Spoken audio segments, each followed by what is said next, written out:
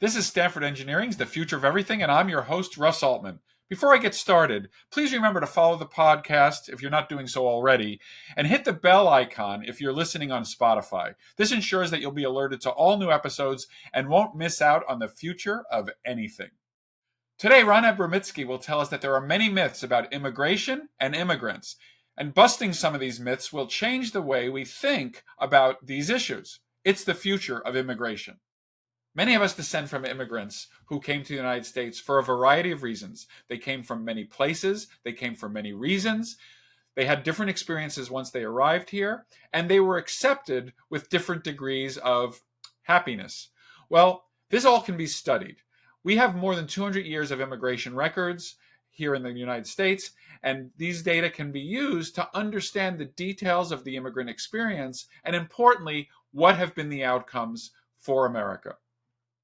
Ron Abramitzky is a professor of economics and a senior fellow at the Stanford Institute for Economic Policy Research. He studies economic history and applied microeconomics with a special focus on immigration and income inequality. Ron, thanks so much for being with us, and let's just get right into it. You study immigrants, their history, and common myths about immigration and immigrants. How do you conduct this work? What are the tools of your study that allow you to draw conclusions? Thanks for having me, Russ. It's a great question. I'm an economic historian. So I'm first of all an economist. So I use quantitative methods and I construct large data sets, but I'm also very respectful of the history and listening to immigrants in their own voices and so on. And so basically the way we do it in terms of the data is after 72 years, all the records in public government records become all the private records become publicly available so that we can see immigrants, in the same way that you look for your great parents in the ancestry.com, we can look at people, see what they do for a living, where they live, what the names of their children are. And then we can link them to the following census, and that way we create genealogies of millions of immigrant families that we can follow them and their children over time. So that's kind of one way we do it. The other way is like we read text, for example, congressional speeches, presidential speeches, immigrants that speak, with Ellis Island Foundation, and we use text analysis. But all of that is just, so then we use statistics and economics to analyze the data. But at the same time, we never forget that this is nothing more than just the summary and the collection of many individual immigrant stories. And we always try to bring the individual stories in our book and in our work.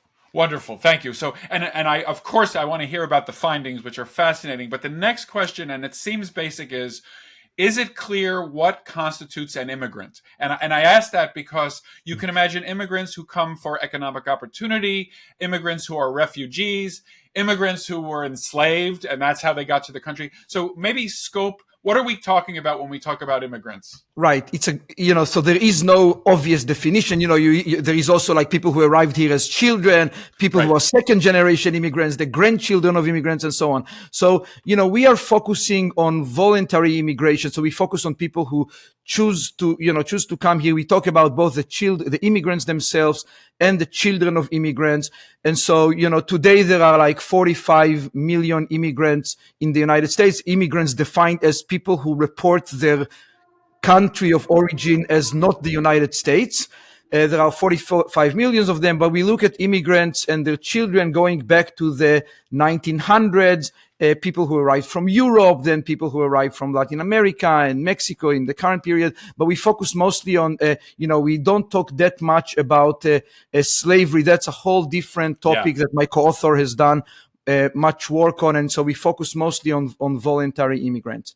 Great. So I want to get into it, and I'm going to tell you about myself for just a minute. So I'm from New York. Bunch of people come to New York. It's a great mixing pot. But I'm going to focus just to tell you this because it might be relevant to our conversation. One of my ancestries is Italian. And as I understand it, there were 4 brothers in Sicily. 2 came to America, and 2 didn't come to America. And I went back to Sicily, and the family that I visited in Sicily was very poor. It was clear that they had not had a lot of opportunities. And it would really struck me, which was the difference in the experience that the 2 brothers who stayed behind and the 2 brothers who came to America had. So that's, as I was reading about your work, and this story came because nobody's ever analyzed it, but I suspect you have a lot of insight for me and for many others who are descendants of these immigrants of like, what was their experience. So tell me about the myths, because a lot of times you construct you present your work as a series of these fascinating myths. The first one being that once people come to Ellis Island in the 1900s, as you just described, and as my ancestors did, they rose up through culture very quickly. Their economic opportunity was right there, and they just took advantage of it, and everything happened very quickly. Is that true? It's not exactly true, although what is true in your family story is quite representative in the sense that the first part of the story is by how much immigrants improve their prospects when they come to the United States relative to what they would do in the old country. And so immigrants at least double or more than double their incomes and their prospects relative to the home country. And that's something that we always have to remember when we study immigration. At the end of the day, it's about people who want to move to opportunity relative to what they had. And so, you will not find any immigration policy that the World Bank can come up with that is as effective in lifting global poverty as allowing people to move across borders, which is what you saw with your family, like people who moved from Sicily to here relative to those who stayed. But what is a myth is the rags to riches story. Right. So there is this myth, immigrants came with nothing and then they quickly moved from rags to riches in the past. And that's kind of like where the streets of gold story came from, but in fact, the title of our book is Streets of Gold for a different reason. It's because, an Italian immigrant actually in the 1900s who came to the US, he said something like, when I came to America, I was told that the streets in America were paved with gold. But when I came here, I realized 3 things. First, the streets were not paved with gold. Second, they were not paved at all. And third, I was the one expected to pave them. And so that captured perfectly what we wanted to capture with, that there is this story based on this nostalgic view, maybe family stories. Oh, we came with nothing and we moved very quickly from rags to riches. But in fact, many immigrants in our large data set, they continue to work, they either came in rags and they continue to work in manual jobs throughout their lives and they never moved to riches, or some of them did not come in rags. They actually they did better than the US born even upon first arrival, and they continue to do better than the US born upon 30 years later. So both the rags and the riches, the story, both the coming in rags and the moving quickly to riches are based in myth. Do they tend to take jobs that are below the level that they had in the old country? Yes, we have that too. So, this story of, the Russian scientists who come to the US and they drive the taxi and then, yes, so it does, that happens too. And some of them, depending on, of course, on which country they come from, if they come from a country that speaks English, they have an easier job finding a job that is appropriate to their skills. If not, they often go working in manual labor. Many of them, make a sacrifice in order for the second generation to be more successful. Yes. So another myth you've talked about is the degree to which they want to become citizens eventually. And I'm sure you have pretty good data on conversion from immigrant to like green card or citizen. How do immigrants make that calculation? Do they even care about it? Maybe they're just trying to feed their family and citizenship status is not important, or is it? We studied this in a broader context of, as we are economists, so we tended to focus on the economics of it. How do immigrants do? How do their children do economically? But then we realize, people ask, well, but, people who opponents of immigrants say, well, it's not about the economics. Like we don't like that they don't assimilate culturally into the United States. So we thought, how can we, in the big data, capture some of this more cultural assimilation of immigrants. And so we looked at various things, including did they apply to citizenship? In the past, it was relatively easy to get. Who do they marry? Do they marry inside their ethnic group, or do they marry outside of their group? Do they live in immigrant enclaves, or do they move outside of immigrant enclaves? How do they name their children? And we find that, like any way we can measure it, immigrants, even within the first generation, they make substantial efforts to become Americans. They are marrying outside of their ethnic group, giving their children more American sounding names as they spend more years in the US, applying to citizenship, and to a remarkably similar degree in the past and today. That's what I wanted to ask. So let's talk about that a little bit more, because some people might listen to this and say, sure, that was true in 1910, 1915, but is it true in 2023? So, the world is so different, and the country that they're entering is so different. So tell me a little bit more about whether these are really persistent traits. To what degree are they specific to specific ancestries? Like, are there certain nationalities? How persistent are these observations? Right. So one of the I think the most surprising to us findings in the book is that the remarkable similarities in the patterns that we find today and in the Ellis Island generation. So despite all the many differences that you mentioned, immigrants used to come mostly from Europe. 90% of immigrants in the 1900s were from Europe. Today, 75% of immigrants are not from Europe, are from Central Latin America, mainly Mexico, and from Asia. Europe is no longer a very big sending region of immigrants to the United States. The policy changed. In the past, in the Ellis Island immigrants, they didn't need a visa or a green card to come here. It was the borders were open to European immigrants. Today, there are restrictions. And despite all these differences, some of the patterns that we find are remarkably similar. So the rags to riches in the first generation didn't happen neither in the past nor today.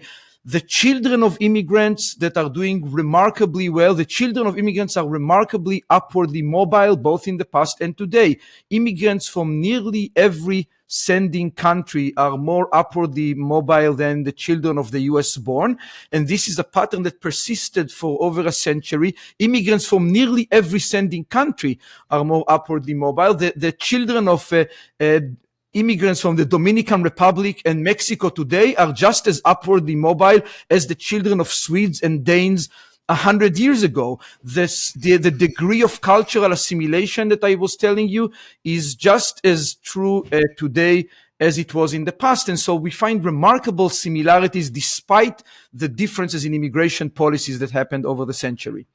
Fascinating. And I'm going to guess that the other area where we see similarities might be in the resistance to the immigrants. And one of the issues, and I want to be very sensitive about this, but I know that at the turn of the 20th century, in the 1900s, people were saying that the Irish and the Italian immigrants were the cause of crime. And that's the same story we're hearing now, especially from many politicians who we all know. Do we have data about crime?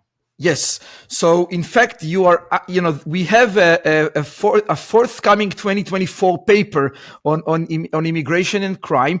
What we did, as we searched the censuses in the past, we realized that we found, here's a very big family of 200 people, but their occupation is listed as inmates. And so we are like, we can actually then identify all the prisoners in the United States based on them living in a prison and being inmates. And we have their country of origin. And so we constructed the first large series of, incarceration since 1870 until today.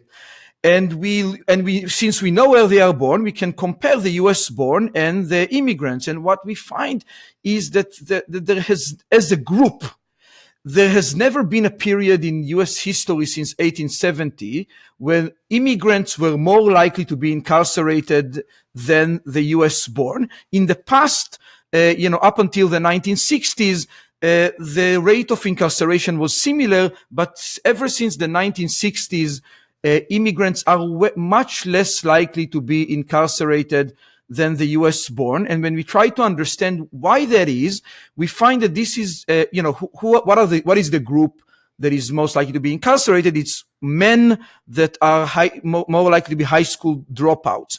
And this is one of many things that haven't gone well to high school dropout men that are US born. So, like they have lower self-reported health, more likely to be unemployed, less likely to be married outside of the labor force. So being incarcerated is one of various outcomes that where immigrants actually with similar levels of education are less likely to be incarcerated, maybe more likely to be resilient to shocks and so on. The other thing I would say about your comment about the attitudes towards immigrants that you mentioned is that, yes, people told us, well, the things that Trump and others are saying today about immigrants are shocking. We never heard them in the past. And we are like, well, Senator Henry Cabot Lodge, with a PhD, Harvard PhD in history, who was one of the architects of the Dillingham Commission that put an end to the first age of mass migration, said things like immigrants have lower levels of IQ and they come from the lowest and most illiterate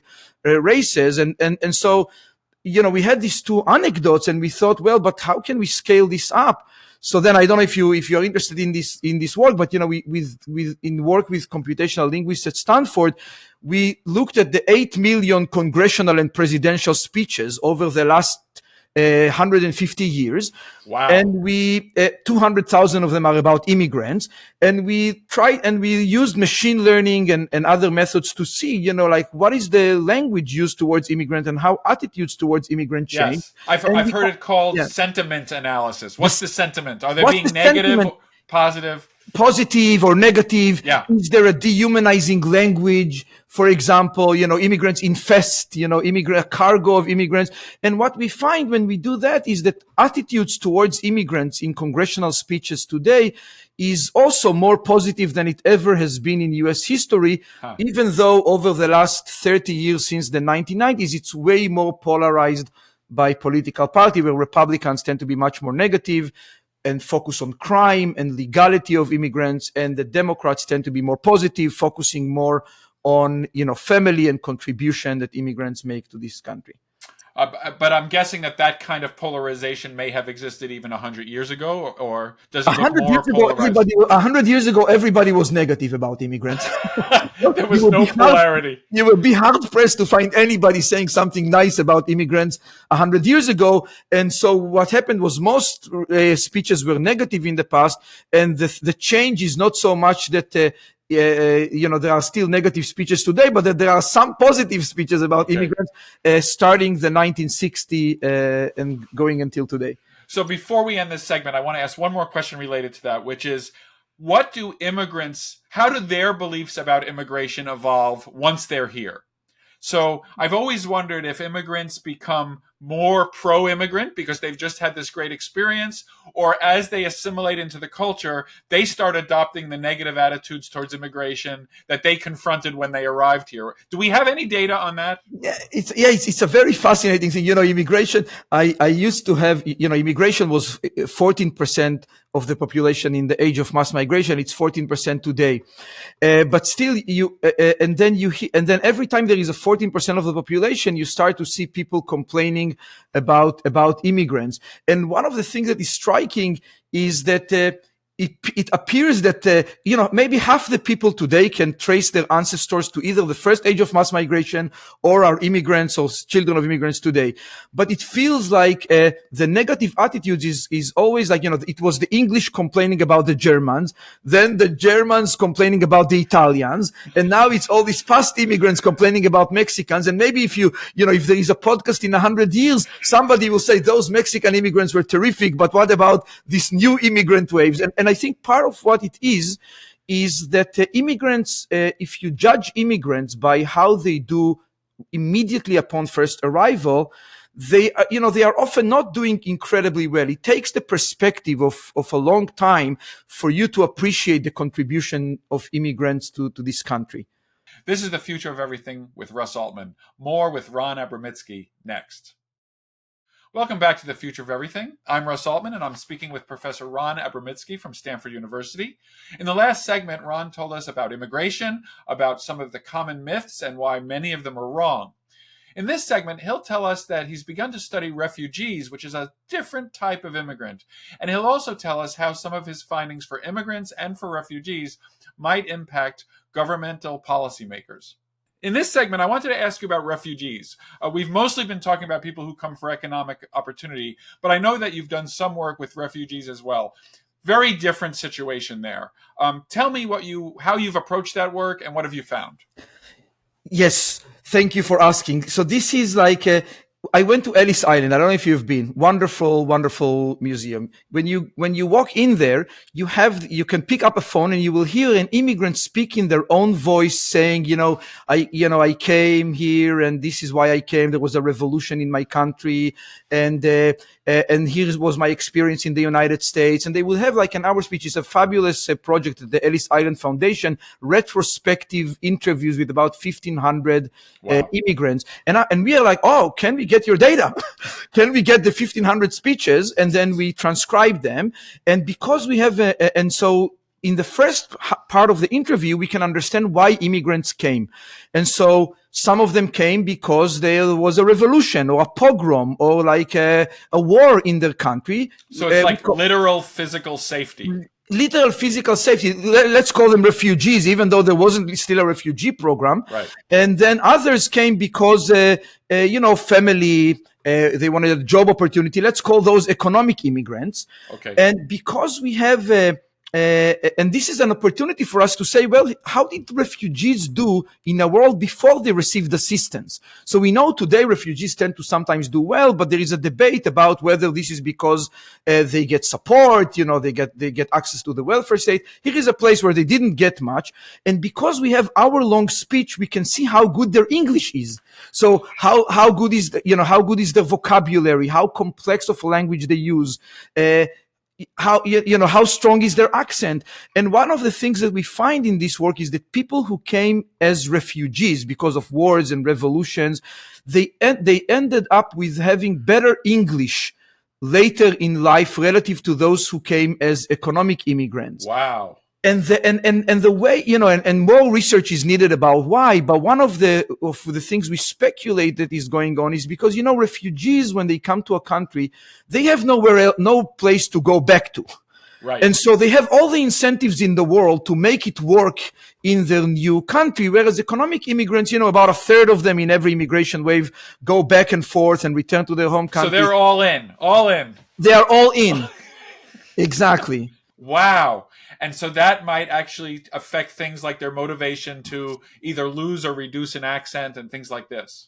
Yes, and so the accent, interestingly, the accent was the one thing they couldn't reduce. So, listen to me, I'm trying really hard, but it's really, if you come here as an adult, it's very hard to change your accent. But the vocabulary, the syntax, yes.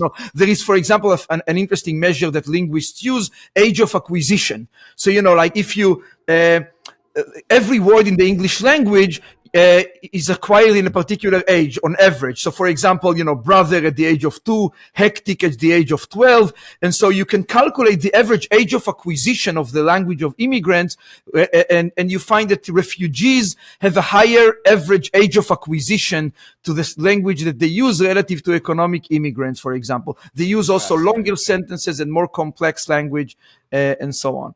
Okay, so that's and I presume that work is ongoing to kind of now understand also what they were saying and how they kind of managed. Right. Is your hypothesis that they will kind of become very similar to other immigrants, or do you think they probably have a very unique and different path? One of the things that we find is, by the second generation, for good and for bad, immigrants become more similar to the US born. So I think that by the second, third generation, unique paths tend to converge at the end. But I think at least for the refugees themselves, we could detect that they were doing a little better in terms of their English. Fantastic. Okay, so in our last few minutes, you have all of these not only fascinating but important observations that are very relevant to current debates and current decision making. So the big question is the government listening to your work and the work of others in your field? And are policymakers listening and thinking about how it may impact policy? I don't know if the government is listening very carefully. I can tell you that though that the book is received very well, not just very well, not just in places where we expected it to, like people who already like immigrants and they think that they are doing well, but even the center right is quite interested in the hopeful story we say about something that is going on in America, Right. and try to understand. I guess our goal with this is, I would say is, if I have, in a couple minutes, I will just say the couple messages. One is the big ones. One is, we want to set the record straight. We want to give you evidence and data on some of the myths that Americans have. We are fine with different people making different conclusions about what it means for immigration policy. So, for example, immigrants we find are assimilate culturally into the United States, but they don't fully become Americans. They become Americans, but they also keep some of their original identity. Right. Does it mean for you that that's a worry or not? We don't, we want people to be able to interpret it in their own way, but we want them to at least talk about the same set of data. But I would say the one maybe hopeful big message that we want to have is, I think that the short term that politicians tend to take for immigration tend to undermine immigrant success. So, politicians tend to look at the next election cycle, and then they look at how immigrants are doing right now. And, immigrants off the boat, off the plane, often, as we talked about, they don't move quickly from rags to riches. There is a period of struggle and sacrifice. But if you just look at that, it undermines immigrant success. When you look at the children of immigrants, or when you look at immigrant groups who arrived here 100 years ago, you see that immigrants are doing very well. They are upwardly mobile. They are assimilating into the culture. They are becoming Americans, and they are moving to the middle class and beyond. And paying taxes. Not even to speak of pay taxes, not even to speak about the high-skilled immigration that contribute to innovation and science. And so I think that if policymakers take a longer-term view for immigration, they will reach more positive conclusions. Fantastic. Well, thanks to Ron Abramitzky. That was the future of immigration. You have been listening to The Future of Everything with Russ Altman. Thanks for tuning into this episode.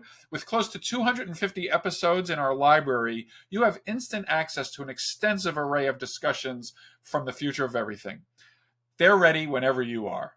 If you're enjoying the show, maybe learning something new or useful, please consider leaving us a 5-star rating and a review to share your thoughts. Your feedback helps guide our future episodes and helps others discover the future of everything. You can connect with me on Twitter X at @RBAltman or Threads at Russ B. Altman. You can follow Stanford Engineering at Stanford ENG. Thanks.